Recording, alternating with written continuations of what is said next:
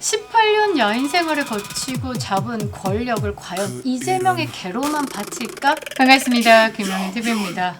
자, 이 전당대회가 끝났는데도 이 열기가 식지 않은데요. 이재명은 새 당대표 선출을 앞두고 그동안에 민주당답게 치열하게 토론하고 경쟁했지만 오늘부터 새 지도부를 중심으로 다시 하나로 똘똘 뭉쳐야 한다라고 했습니다. 자, 그러나 이재명의 민주당이 된 이 상황에서 반명은 바로 돌아서겠죠? 자, 그렇습니다.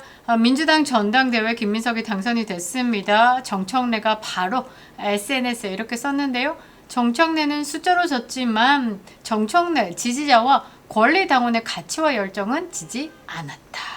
승복을 했는데 숫자로는 졌지만 가치와 열정은 지지 않았다. 이건 완전한 승복일까? 아니다 라는 거죠. 자, 과거 사례를 보겠습니다. 2022년에 이재명에 패한 이낙연 후보, 그때도요 표면적으로 승복했습니다만 실제로는 선거운동에서 사보타주 벌였다라는 비판을 받았습니다. 그리고 대장동 특혜 의혹이 이낙연 최측근을 통해서 최초로 언론에 제보됐다라는 이야기까지 나왔습니다.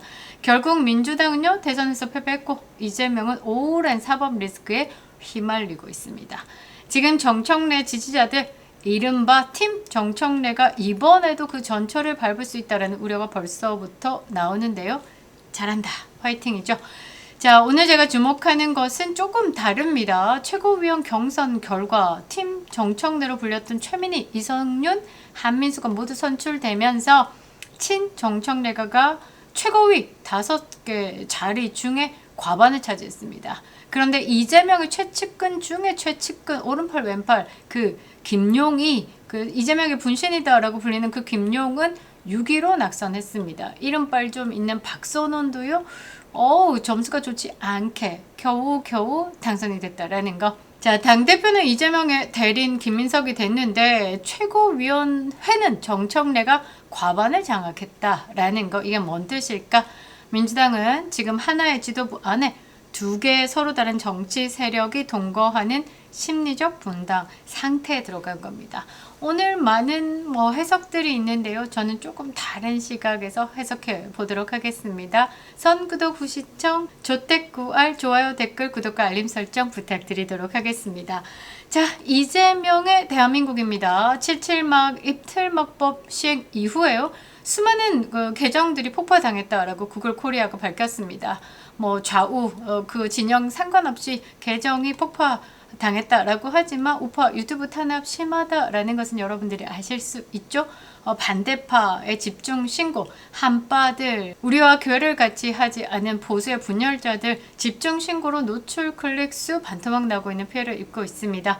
여러분들의 적극적인 공유와 댓글 참여가 필요할 때입니다. 멤버십 가입으로 응원해주시는 모든 분들께도 감사드리겠습니다. 감사합니다. 자, 우습습니다. 자, 김용 최고위원 낙선이 왜 치명적인지부터 봐야 되는 겁니다. 김용 후보, 이재명의 분신이자 가장 가까운 최측근으로 꼽히는 인물입니다. 이재명과 직접적인 정치적 신뢰관계가 가장 깊은 사람이죠. 그런데 최종 6위에 그치면서 당선권인 5위권 내 진입을 실패했습니다. 그리고요, 이 나머지 사람들이 이제 후보 사퇴를 하면서 김용까지 빵빵하게 밀었는데 실패했다. 그리고 김민석도 김용을 노골적으로 밀었습니다만 실패했다. 이게 뭔 뜻일까?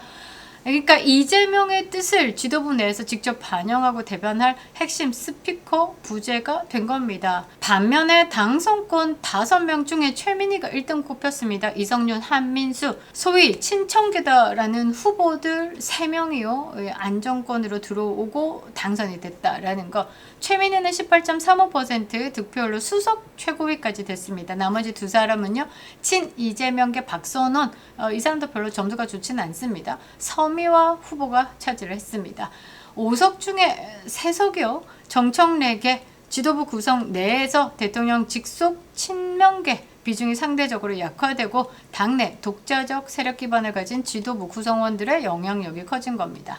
최고위원회는요, 당의 주요 의사결정을 내리는 최고의결기구, 김용 당선으로 대통령실, 여당 지도부 간의 원활하고 완벽한 당정 일체 추진력이 떨어질 위험도 제기가 된다라는 거죠. 자, 이재명이 밀고 있는 공소 취소라든지 뭐 개헌이라든지 개혁 입법이라든지 뭐 국정과제다라면서 들이밀고 있는 이런 내용들이 지도부 내에서 견제나 이견으로 충돌이 노출될 수 있습니다. 당대표와 최고위원 지도부 구도가 완벽한 친청 체제로 구축되지 못하면서 향후의 국정 운영 그리고 당 운영 과정에서 여당 내 야당 구도가 형성될 가능성이 생겼다라는 거죠.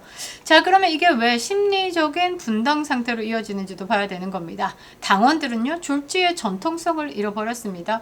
정청래를 지지했던 당원들, 이제 민주진영이다라고 하죠. 전통 민주진영, 친노, 친문의 적자들을 자처하면서 이재명을 지지했던 그 뿌리가 이번에 전당대회에서 반면 낙인 찍히고 신천지 프레임으로 계속 공격받으면서 흔들렸습니다. 전통 민주 진영에서는요, 왜 이재명이 우리를 공격하는가에 대해서 많은 의문을 제기하고 있는 상황에 지금 심리적 분당 상태를 맞고 있습니다. 그래서 나온 말이 뭐냐? 탈당인데요.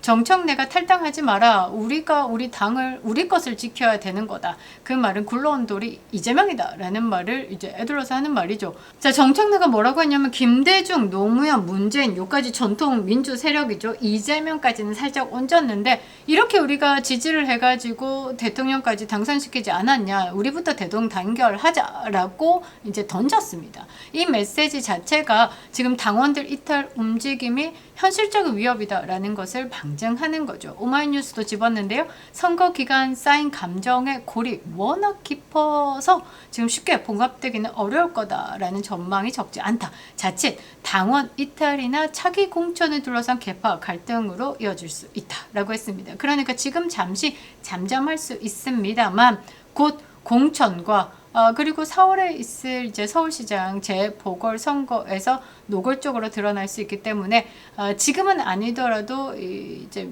예고가 된 상황이죠. 친명과 친청의 전쟁. 자, 그러면 이 상황이 이재명에게 진짜 어떤 상황인지, 이재명이 이 상황에서 진짜 무슨 생각을 하고 있는지를 봐야 하는 겁니다.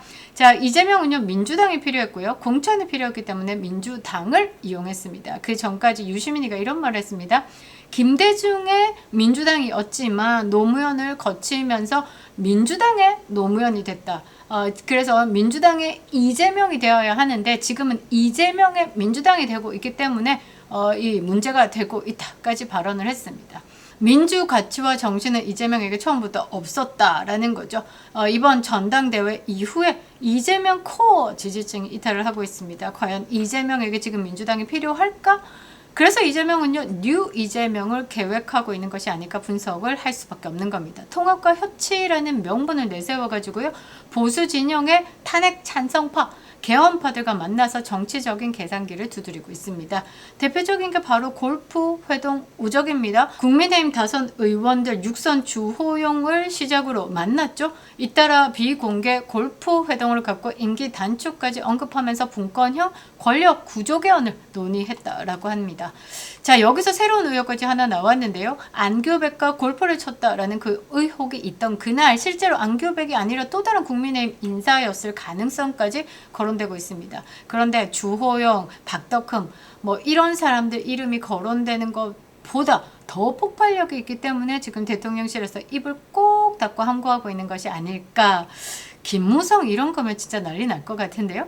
자, 골프 회동에 누가 있었는지조차 명확하지 않을 정도로 이 밀실 회동의 실체가 안개 속이다라는 겁니다. 민주 진영에서는 어떤 발언이 나오냐면요. 아니, 이렇게 개헌을 이야기하고 분권형 권력 구조 재편, 그러니까 정치와 책임을 달리하겠다라는 헌법을 바꾸는 이 중요한 사건을 두고 왜 민주당의 정청래 또는 민주당 인사는 패싱하고 국민의힘 의원들과 밀실회합을 하느냐 이것에 대한 불만을 가지고 있는 거죠. 그러니까 이재명이 민주당을 버리고 새로운 이재명, 뉴 이재명으로 갈아탔다. 이것에 대한 불만이 터져나오기 시작했습니다. 그러니까 심리적 분당 상태다라는 거죠. 자, 그러면 김민석이 전당대회 기간에 던진 또 하나의 폭탄 이거 이야기해 보도록 하겠습니다. 뭐냐? 공소 취소 바람. 자, 이게 앞으로 몰고 올 후폭풍은 지금도 사실 감도 안 잡히는데요. 자, 김민석이가 13일 날 중앙일보 유튜브 출연을 해가지고요. 뭐라고 했냐면 검찰이 조작해서 기소를 했다는 게 명확하면 당연히 그 순간 취소되는 게 원칙이다. 그런데 일반 국민들은 검찰이 조작해서 기소했다라는 게 명확해지면요. 그 순간 취소하는 게 아니라 재판을 통해서 공소 기각을 처리합니다. 대한민국의 이재명만큼은 법을 뛰어넘는다라고 말씀드릴 수 있네요. 자, 그리고 기왕 기소했으니까 검찰 체면도 살려줄 겸 재판 끝까지 해보라는 것은 야만이다라는 거죠.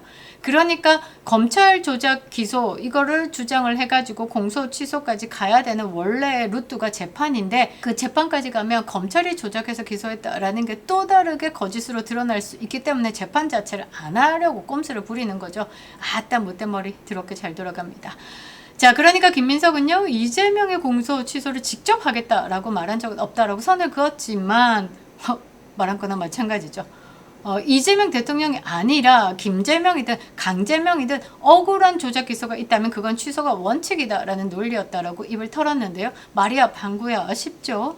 자, 그런데 정치권 관계자는 이렇게 집었습니다. 김민석 후보는 이재명만의 문제가 아니라고 선을 긋고 있지만 현 시점에서 공소 취소 논의가 자연스럽게 이재명의 재판과 연결될 수밖에 없지 않나. 결국 조작 기소를 전제로 공소 취소를 정당화하려는 논리 자체가 이재명의 사건을 염두에 둔 발언으로 해석될 여지가 크다. 말 빙빙빙 돌렸는데 야 민석아 너 이재명 공소 취소 때문에 열심히 지금 빌드업하고 있는데 한번 해봐. 국민들 여론 폭발할 거야 라고 경고장 던진 겁니다. 자, 국민의힘 야당 반응 어떻습니까? 국민의힘의 박성훈 수석 대변인은 이런 말을 했습니다. 이재명 무오류라는 원칙 아래에 수단과 방법을 가리지 않고 법까지 고쳐가면서 이재명의 사법 리스크를 지워버리겠다는 법치 파괴의 선언이다 라고 했습니다. 여기에 또 한동훈이가 입을 대는데요. 민주당이 이재명 공소 취소하면 민주당이야말로 위헌정당이다. 당권과 강성 지지층만 보고 대한민국을 불구덩이 속으로 끌고 가겠다라는 것이라고 직격을 했습니다.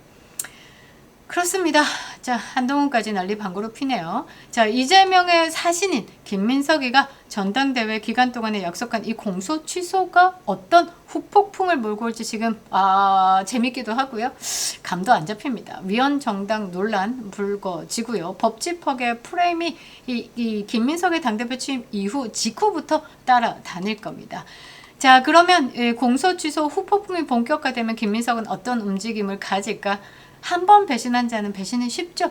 한 번 하기가 어려운 거지 한 번 하기 시작하면 줄줄이 갑니다. 빠르게 당정 분리를 하면서 자기 살 길을 찾을 것 같습니다. 지금 전당대회 승리를 위해서 친명 지지층 결집용으로 공소 취소 카드를 꺼냈습니다만 당대표가 된 이후에 이 발언의 정치적 책임, 위헌정당 프레임이 김민석 본인에게 고스란히 돌아오는 순간이 되면 김민석은 어떻게 할까? 이재명과 끝까지 운명을 같이 할까? 아니요. 이 김민석이가 18년 야인 시절 다 거치고 난 다음에 권력을 다시 잡았습니다.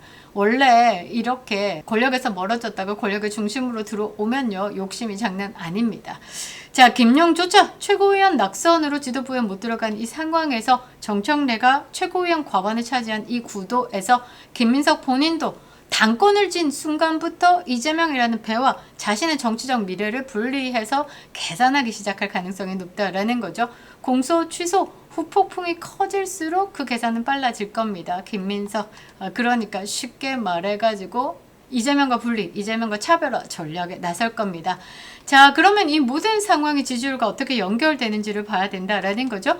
민주당의 전당대회 기간에는요. 진보 성향 응답자가 평소보다 많이 잡히는 표집 착시가 있습니다. 자, 그런데 이런 유리한 조건에서도 이재명 지지율이 40% 초반에 그치고 있다라는 거. 전당대회가 끝난 후에 이 진보 표집 과반 반영 현상이 누그러지면 지지율이 30% 후반대까지 내려갈 위험이 크다라는 거죠. 김어준도 이렇게 분석을 했습니다. 지지율 앞자리가 30%대로 내려앉은 정권은 운용상 상징적인 충격이 매우 크다. 역대 전임 대통령 사례를 보면 일정 수준 이하로 추락한 이후에는 다시 회복하지 못하고 국정 동력을 상실했을 경우가 대부분이다. 전당대회 직후에 1, 2주가 이재명 정권의 진짜 분수령이다 라고 했습니다. 지금 저는 컨벤션 효과가 있어가지고 지지층에 결집이 있을 거다라고 했지만 빠르게 정청래가 지금 시동을 걸었습니다.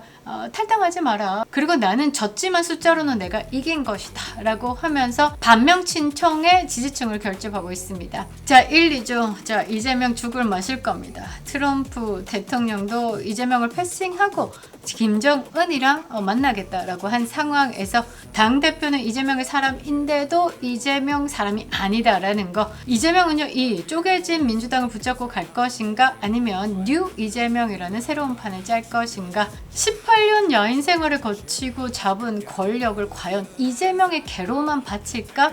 아니다라고 저는 생각합니다. 그래서 이재명은요, 이런 김민석의 배신을 대비해서 국민의힘 골프 오적과 회동을 한 것이다 라고 저는 분석을 하는데요. 자, 우리 국민은 더 이상 호구가 아닌 것을 보여줘야 될 때가 온 것 같습니다. 김영인 TV였습니다.